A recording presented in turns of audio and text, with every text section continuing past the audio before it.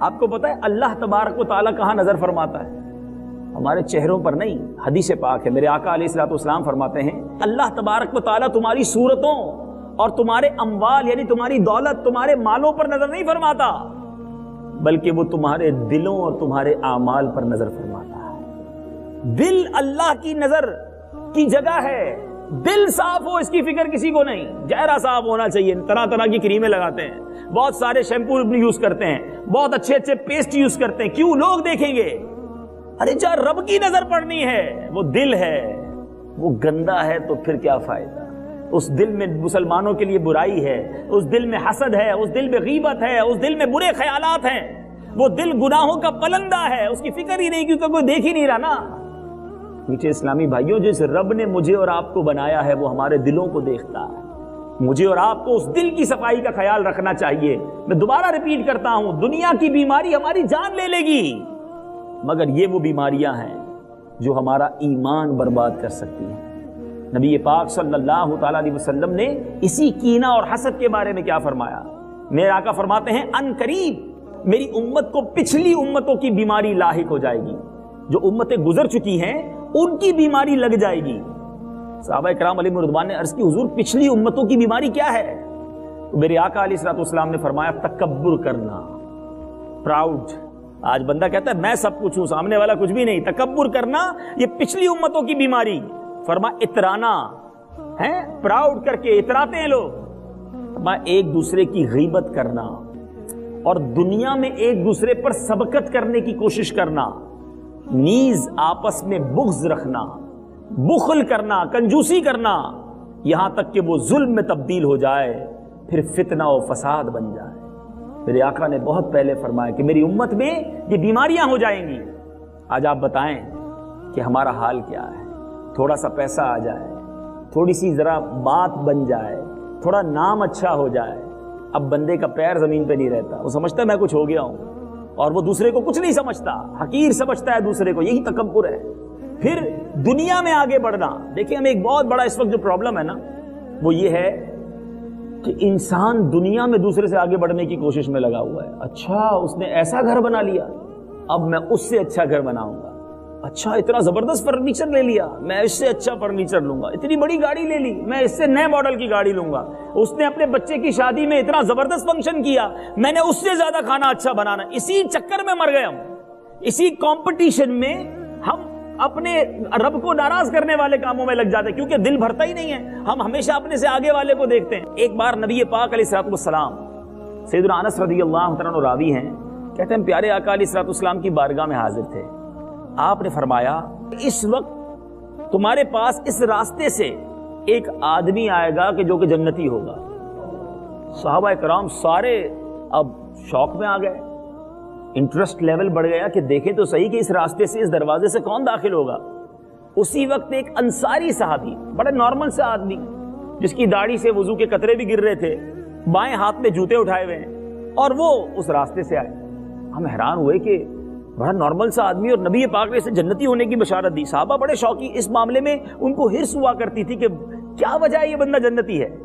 دوسرا دن ہوا، میرے آقا نے سیم اعلان کیا اس راستے سے بھی ایک شخص آئے گا تو جنتی ہے. صحابہ پھر دروازے کو دیکھنے لگے. ایگزیکٹلی دوسرے دن بھی وہی صحابی دوبارہ دروازے سے داخل ہوئے. تیسرا دن آ گیا، سرکار دو عالم صلی اللہ تعالیٰ علیہ وسلم نے پھر یہ اعلان کیا کہ ابھی تھوڑی دیر بعد اس راستے سے ایک شخص آئے گا، وہ جنتی ہے. صحابہ سارے دروازہ دیکھنے لگے. پھر وہی انصاری صحابی اسی دروازے سے داخل ہوئے. It's amazing. اب ذرا غور کیجئے صحابہ اکرام علیہم رضوان کا شوق، ذوق اور پیارے آقا علیہ الصلوۃ والسلام کی زبان پر یقین. کہتے ہیں نبی پاک نے ایک ہی شخص کو 3 بار جنتی کہا، یہ ہے کون؟ حضرت عبداللہ ابن عمر رضی اللہ تعالیٰ عنہ نے کیا کیا؟ آپ اس انصاری صحابی کے پاس پہنچ گئے اور کہتے ہیں کہ میں آپ کے گھر پہ رہنا چاہتا ہوں کچھ دنوں کے لیے، کیا آپ میری مہمان نوازی کریں گے؟ ڈائریکٹ مہمان بننے کی آفر کر دی اسے. اور اس کے پیچھے ریزن کیا تھا کہ میں اس کے ساتھ رہوں، اس کا وہ عمل تلاش کروں کہ جس کی وجہ سے پیارے آقا نے 3 بار جنت کی اس کے لیے بشارت دی ہے. تو حضرت عبداللہ رضی اللہ تعالیٰ عنہ جو ہیں اس نے حامی بھر لی کہ ٹھیک ہے آ جائے میرے گھر پر. بڑا نام تھا حضرت عبداللہ ابن عمر رضی اللہ تعالیٰ عنہ کا. تو اب ان کے گھر چلے گئے. کہتے ہیں میں 3 راتیں اس کے ساتھ رہا، 3 دن 3 راتیں رہا. میں نے نہ تو اس کو رات بھر نفل پڑھتے دیکھا، نہ کوئی ایکسٹرا عمل کرتے دیکھا کہ بندہ بڑا عبادت گزار، کوئی بہت بڑا نیکی کرنے والا. ایک نارمل لائف تھی ان کی، نمازیں پڑھتے تھے، کروٹ بدلتے تھے تو اللہ کا ذکر کرتے تھے نیند کے دوران، لیکن کوئی بڑا عمل نہیں تھا. 3 دن کے بعد حضرت عبداللہ کہتے ہیں کہ میں اب جانا چاہتا ہوں. تو وہ انصاری صحابی نے حضرت عبداللہ کو بلایا اور کہا کہ کیوں آپ واپس جا رہے ہیں؟ کہا میں نے تو نبی پاک علیہ الصلوۃ والسلام سے آپ کے بارے میں سنا کہ آپ جنتی ہیں، لیکن میں نے 3 دن میں کوئی بڑا عمل نہیں پایا آپ کے اندر. سبحان اللہ. تو کہا میرا عمل تو وہی ہے جو آپ نے 3 دن میں دیکھا ہے. ہاں میں اپنے دل میں کسی مسلمان کے لیے کینہ نہیں رکھتا. یہ بتا دیتا ہوں آپ کو کہ میرے دل میں کسی مسلمان کے لیے کینہ نہیں ہے، اور نہ ہی کسی مسلمان کی نعمت ملنے پر میں اس سے حسد کرتا ہوں. حضرت سیدنا عبداللہ رضی اللہ تعالیٰ نے فرمایا کہ یہی وہ وصف ہے، یہی وہ خوبی ہے جس کی وجہ سے اللہ تعالیٰ نے آپ کو یہ مقام عطا فرمایا ہے. ابھی دیکھیں نا، حضرت عبداللہ ابن عمر رضی اللہ تعالیٰ نے اس کے گھر گئے، 3 دن مہمان بنے. ریزن کیا تھا؟ اس کی کوئی نیکی ڈھونڈ لوں. آج ہمارے بہت سارے لوگ مہمان اس لیے بنتے ہیں کہ ذرا اندر سے گھر تو دیکھوں بنایا کیسا ہے، فرنیچر کون سا ہے، ذرا گھر کی ڈیکوریشن کیسی. گھر جاتے بھی اس نیت سے ہیں کہ اس کے ذرا گھر کے حالات پتہ چل جائے، پھر میں اس سے اچھا گھر بناؤں گا. ذرا میٹھے اسلامی بھائیوں یاد رکھیں، یہ جو کمپٹیشن ہے نا، یہ مروا دے گا ہمیں. یہی بغض پیدا کرتا ہے، یہی کینہ پیدا کرتا ہے، یہی حسد پیدا کرتا ہے، اور یہی کمپٹیشن ہمیں حرام روزی کی طرف لے جاتا ہے. ہمارے صحابہ میں بھی کمپٹیشن تھا، مگر کیا خوبصورت کمپٹیشن تھا. ایک بار مہاجرین صحابہ، یاد رہے جو مکے سے مدینے گئے نا، مہاجرین صحابہ بڑے غریب تھے، اپنا سب کچھ تو مکے میں چھوڑ گئے تھے، تو سرکار علیہ الصلوۃ والسلام کی بارگاہ میں گئے. بہت خوبصورت واقعہ ہے. عرض کرتے ہیں یا رسول اللہ صلی اللہ تعالی علیہ وسلم، یہ امیر صحابہ جو ہیں، انصار صحابہ، یہ ہم سے آگے نکل گئے. آج بھی اگر کوئی غریب مسلمان مجھے سن رہا ہوگا تو وہ یہی سوچتا ہے یار یہ امیر تو آگے نکل گئے، لیکن اس کے پیچھے ریزن کیا ہوتا ہے؟ اس کا گھر بہت بڑا ہے، اس کی گاڑی بہت اچھی ہے، اس کے پاس پیسے بہت سارے ہیں، اس کا اکاؤنٹ بھرا ہوا ہے. ہم یہ سوچتے ہیں. صحابہ کیا سوچتے تھے؟ کہا یا رسول اللہ صلی اللہ تعالی علیہ وسلم، امیر صحابہ آگے بڑھ گئے. اس کا ریزن کیا بیان کیا؟ کہتے یا رسول اللہ ہم روزے رکھتے ہیں، یہ بھی روزے رکھتے ہیں، ہم نماز پڑھتے ہیں، یہ بھی نماز پڑھتے ہیں، مگر یہ صدقہ دیتے ہیں، ہم صدقہ نہیں دے سکتے. یہ اللہ کی راہ میں خرچ کرتے ہیں، ہم وہ خرچ نہیں کر سکتے کیونکہ ان کے پاس پیسے ہیں. سمجھ رہے میری بات کو؟ یعنی پیچھے کس بات میں رہ گئے ہم؟ نیکیوں میں. سرکار دو عالم صلی اللہ تعالی علیہ وسلم نے فرمایا اچھا میں تمہیں ایسا وظیفہ نہ بتا دوں، مضمون حدیث عرض کر رہا ہوں کہ اگر وہ پڑھ لو تو تم امیر صحابہ کے برابر پہنچ جاؤ گے. یہ پیسے لینے تو گئے نہیں تھے صحابہ، سرکار علیہ الصلوۃ والسلام کے پاس نیکیوں کا ہی کمپٹیشن تھا. تو کہا حضور ضرور بتائیے، کوئی ایسا عمل بتا دیں کہ ہم بھی امیر صحابہ کے برابر پہنچ جائیں. پیارے آقا علیہ الصلوۃ والسلام نے فرمایا 33 بار سبحان اللہ، 33 بار الحمدللہ، 34 بار اللہ اکبر پڑھ لیا کرو. حدیث کا خلاصہ ہے جو تمہارے سے آگے صحابہ ہیں، امیر صحابہ ہیں، تم ان کے مرتبے تک پہنچ جاؤ گے.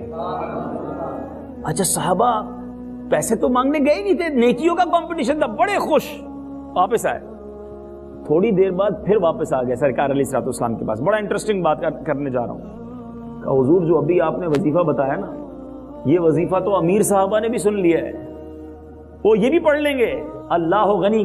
مینٹل لیول دیکھو کتنا شاندار ذہن تھا. پیارے آقا مسکراتے ہیں اور فرماتے ہیں ذالک فضل اللہ یؤتیہ من یشاء، یہ اللہ کا فضل ہے، اللہ جسے عطا فرمائے. لیکن میں بتانا یہ چاہ رہا ہوں کیا ماحول تھا. آگے بڑھنا ہے نیکیوں میں، آگے بڑھنا ہمیں، آگے بڑھنا ہے دنیا کے معاملات. ایک اور بہت مشہور واقعہ آپ نے کئی بار سنا ہوگا، غزوہ تبوک کا موقع تھا. حضرت عمر فاروق رضی اللہ تعالیٰ عنہ کہتے ہیں کہ میرے پاس پیسے زیادہ تھے، ان دنوں مال اچھا تھا، میں ویلدی تھا.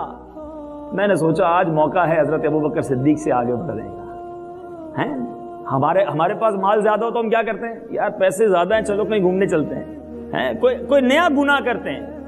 بعض اوقات جیسے جیسے نعمتیں بڑھتی ہیں ہم گناہوں کی طرف جاتے ہیں. حضرت عمر کہتے ہیں میرے پاس تھوڑے پیسے زیادہ تھے، میں نے سوچا کہ آج حضرت ابوبکر صدیق سے آگے بڑھ جاتا ہوں. اپنے گھر کا آدھا مال 50% لے کر سرکار علیہ الصلوۃ والسلام کے پاس پہنچ گئے. پیارے آقا نے پوچھا اے عمر کیا لائے ہو؟ کہا حضور اپنے گھر کا آدھا سامان لے آیا. 50% بولنا آسان ہے، آج کل 2.5% زکوٰۃ پوری نہیں نکلتی لوگوں سے. حضرت عمر 50% لے کر چلے گئے اب کہتے ہیں مجھے حضرت ابوبکر صدیق رضی اللہ تعالیٰ عنہ کا انتظار تھا کہ اب وہ کیا لاتے ہیں۔ حضرت ابوبکر صدیق رضی اللہ تعالیٰ عنہ مال لائے، یاد رکھیے گا وہ مال بظاہر تھوڑا تھا، حضرت عمر کے مقابلے میں بظاہر تھوڑا تھا، لیکن سرکار علیہ الصلوۃ والسلام کے پاس جب پیش کیا، سرکار علیہ الصلوۃ والسلام نے پوچھا کہ اے ابوبکر کیا لائے ہو؟ کہا حضور جو کچھ گھر میں تھا سب لے آیا۔ اے ابوبکر گھر والوں کے لیے کیا چھوڑا ہے؟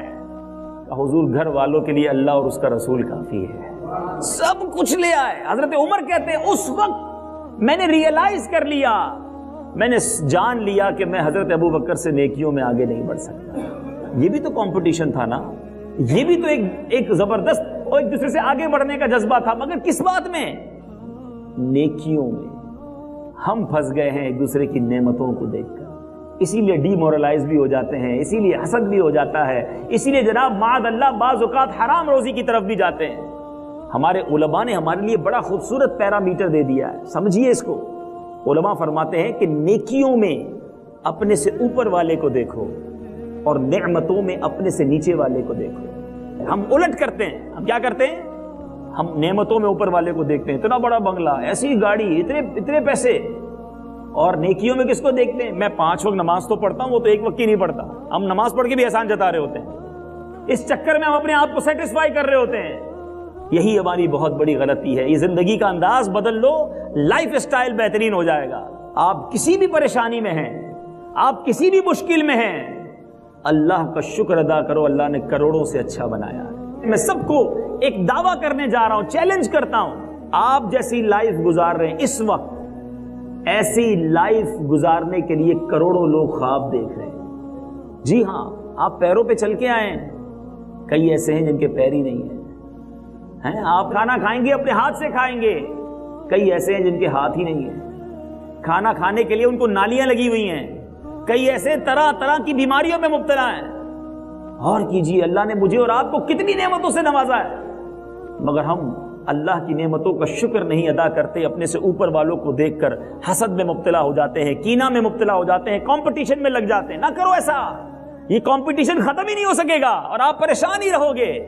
اللہ نے جو دیا ہے اس پر شکر ادا کیجیے اور دوسرے مسلمانوں کا بھلا سوچیے، کینہ نہ رکھو کسی کے لیے، نفرت نہ رکھے کسی کے لیے، سب کا بھلا، سب کی خیر، سب کے بھلے میں اپنی خیر۔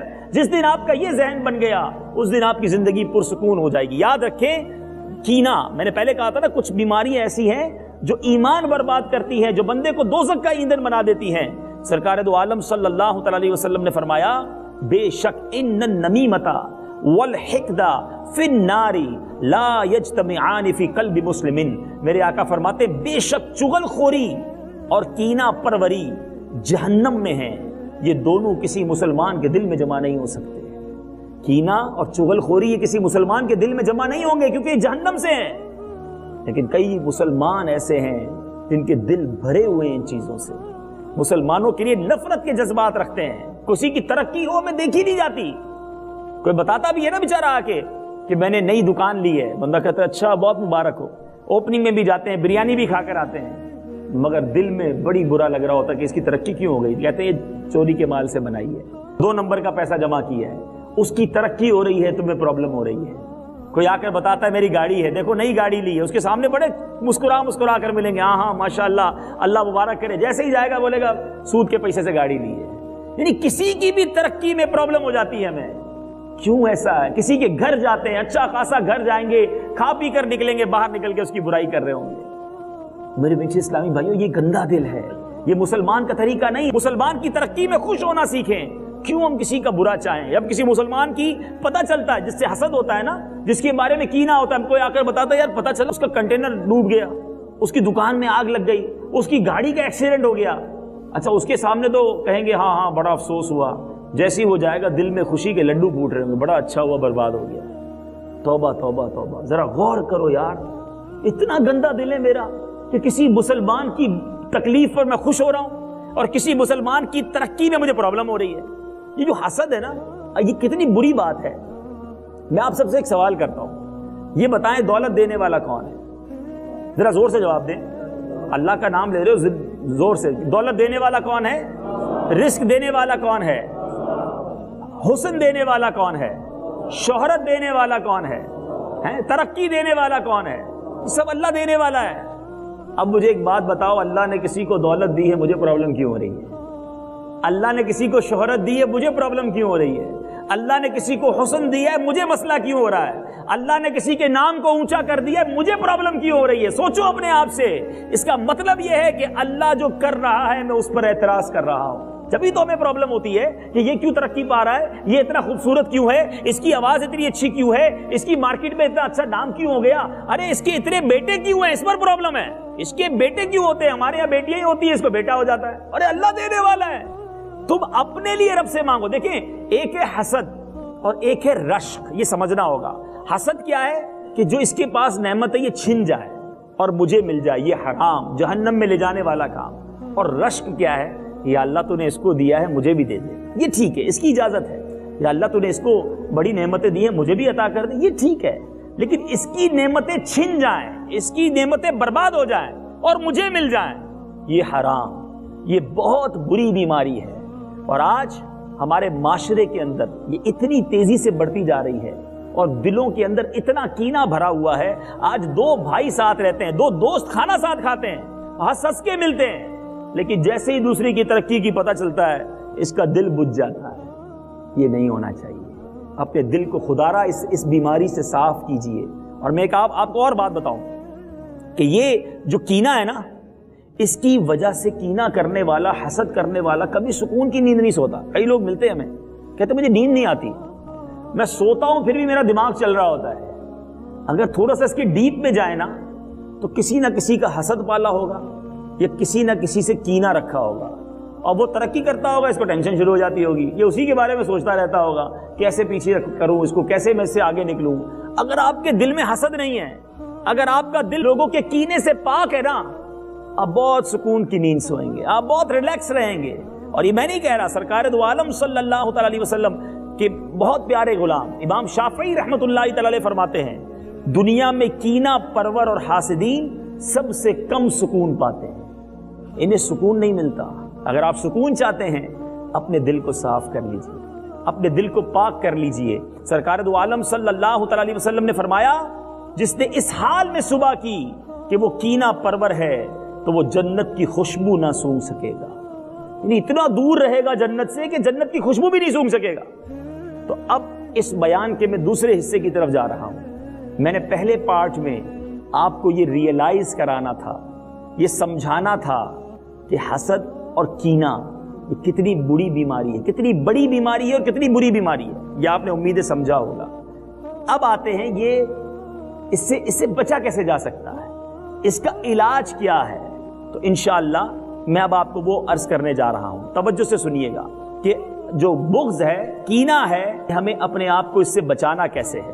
تو اب سب سے پہلے تو ایک ٹیسٹ کرتے ہیں، سارے اسلامی بھائی اپنا ٹیسٹ کریں کہ میری زندگی میں کوئی ایسا شخص ہے کہ جب بھی وہ میرے سامنے آتا ہے تو مجھے برا لگنے لگتا ہے، میرے سامنے اس کا ذکر کیا جائے تو مجھے اپنے دل پر بوجھ فیل ہوتا ہے، کوئی میرے سامنے اس کی اگر اچھائی بیان کرے، اس کی تعریف کرے تو مجھے اچھا نہیں لگتا۔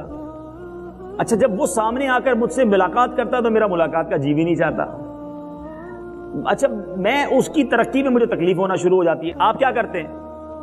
لیبارٹری ٹیسٹ کراتے ہیں نا، کولیسٹرول ہے کہ نہیں، شوگر ہے کہ نہیں، ڈائبٹک ہے کہ نہیں، بلڈ پریشر ہے کہ نہیں، پہلے ٹیسٹ کراتے پھر دوائی کرتے نا۔ تو ٹیسٹ تو کریں پہلے۔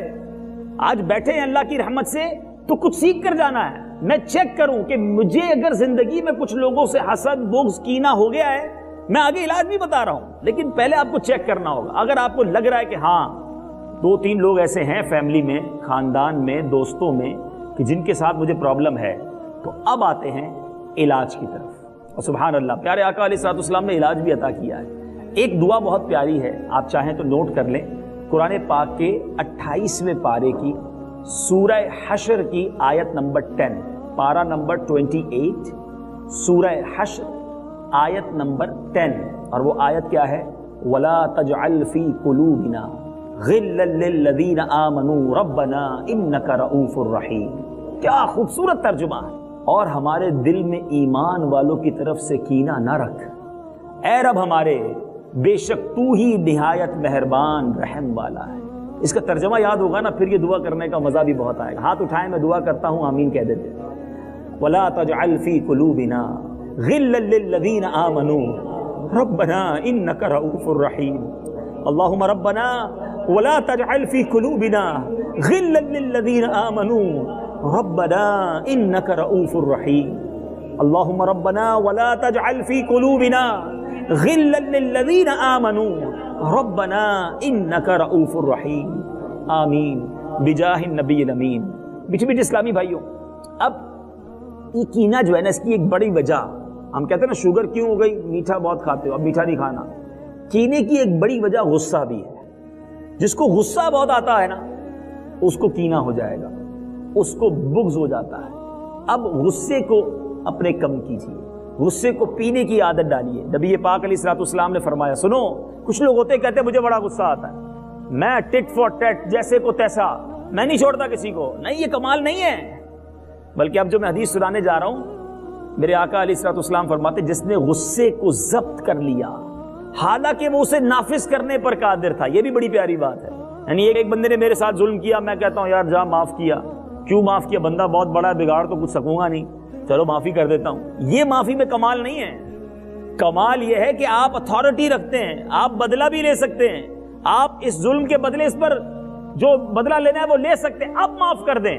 نبی پاک فرماتے ہیں کہ جس نے غصے کو ضبط کر لیا حالانکہ وہ اسے نافذ کرنے پر قادر تھا، تو اللہ عز و جل بروز قیامت اس کو تمام مخلوق کے سامنے بلائے گا اور اسے اختیار دے گا جس حور کو چاہے لے جائے. کیوں؟ غصے پر ضبط کرنے والا تھا. ایک اور بڑی مشہور حدیث ہم سنتے رہتے ہیں، پہلوان وہ نہیں جو کسی کو پچھاڑ دے غصے کے وقت، بلکہ پہلوان وہ ہے، پاورفل وہ ہے جو غصے کے وقت اپنے آپ پر قابو رکھے. تو قابو رکھنے کی عادت رکھے، مسلمانوں کو معاف کرنے والے بنے، پھر آپ کا دل انشاءاللہ مسلمانوں کے کینے سے پاک ہوتا جائے گا. اچھا، ایک اور بڑا خوبصورت عمل سرکار علیہ الصلوۃ والسلام نے فرمایا، تصافحوا یذهب الغل وتہادوا تحابوا وتذهب الشحناء. میرے آقا فرماتے ہیں مصافحہ کیا کرو، ہاتھ ملایا کریں، کینہ دور ہوگا. تحفہ دیا کرو، محبت بڑھے گی اور بغض دور ہوگا. اب اگر آپ کو یہ فیل ہو رہا ہے کہ یار فلاں آدمی سے مجھے پرابلم ہے، اب پرابلم ہمیں ہے نا، دل ہمیں صاف کرنا ہے مشکل کام جو بتانے جا رہا ہوں، لیکن اب جب وہ سامنے آئے تو آپ خود آگے بڑھ کے ملے، اس سے سلام میں پہل کرے اور اس سے مصافحہ کرے اچھی طرح. آپ کو بھاری لگے گا لیکن یہی تو علاج ہے. اب جب ہاتھ ملائیں گے تو محبت بڑھے گی. کوئی تحفہ اسے دے دیں، آپ کہیں گے بندہ ہی اچھا نہیں لگتا، اس کو تحفہ کیسے دوں؟ یہی تو علاج ہے کہ آپ کو جس سے پرابلم ہے آپ اسے تحفہ بھجوا دیں. اب آپ کے دل سے انشاءاللہ کینہ دور ہونا شروع ہوگا، آپ کا دل صاف ہونا شروع ہوگا اور اللہ کی رحمت حاصل ہو جائے گی. ایک بات یاد رکھیے، یہ دل، آپ کہیں گے یار یہ ضروری کیوں ہے؟ ایک تو میں نے اس کی برائی بتائی کہ وہ ایمان برباد کر سکتا ہے. دل ایک پیالے کی مانند ہے، اگر اس دل میں گندگی ہے نا تو عبادت کا نور نہیں آئے گا. اس دل میں گندگی ہے تو عشق رسول کا نور نہیں آئے گا. بہت سارے لوگ کہتے ہیں میں دعا کرتا ہوں رونا ہی نہیں آتا، سجدہ کرتا ہوں سجدے کی لذت ہی نہیں مرتی، تلاوت کرتا ہوں تلاوت میں دل ہی نہیں لگتا. ارے کہیں ایسا تو نہیں آپ نے اپنے دل کو گندا کیا ہوا ہے، بہت ساری برائیاں دل میں جمع کی ہیں. یہ دل صاف کرو، پھر دیکھو یہ دل عشق رسول کا کیسے مدینہ بنتا ہے. تو آپ کو یہ دل صاف کرنا ہے تو اب آپ تحفہ دیجئے، سلام کیجئے، سلام میں پہل کیجئے، انشاءاللہ آپ کے دل میں صفائی ہونا شروع ہو جائے گی. آپ کو انشاءاللہ عاجزی انکساری بھی ملے گی، مسلمانوں کے کینے سے آپ کا دل پاک ہوگا. اب ایک اور بڑی اہم بات، اپنے بچوں کو بھی بغض و کینہ سے بچائیں. جی ہاں، انڈیلیبریٹلی، غیر دانستہ طور پر. کیا میں کہتا ہوں کیا اسلام ہے ہمارا، کیا تعلیمات ہیں. سرکار علیہ الصلوۃ والسلام نے کون سا گوشہ خالی چھوڑا. نبی پاک نے کتنی پیاری بات ارشاد فرمائی. فرمایا بے شک اللہ تبارک و تعالی پسند کرتا ہے کہ تم اپنی اولاد کے درمیان برابری کا سلوک کرو، حتیٰ کہ بوسہ لینے میں بھی برابری کرو. ہیں اس کا مطلب کیا ہے؟ اب جس کو آپ نے بہت زیادہ قریب کر لیا، وہ باقی دو بھائی جو ہیں یا باقی دو بھائی بہن اس سے بغض کریں گے.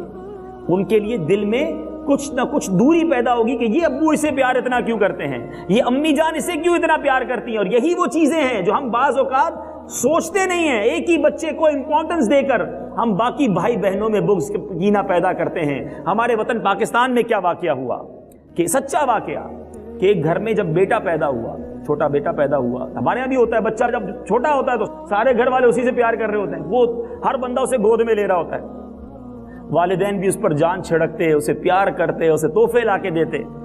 جب بیٹا بڑا ہوا تو گھر میں بیٹی پیدا ہوئی. جیسی بیٹی پیدا ہوئی سب نے بیٹے کو اگنور کرنا شروع کیا اور اب بیٹی کو پیار کرنا شروع کیا. ہر بندہ اسی کو ہاتھ میں لے, اسی سے پیار کرے.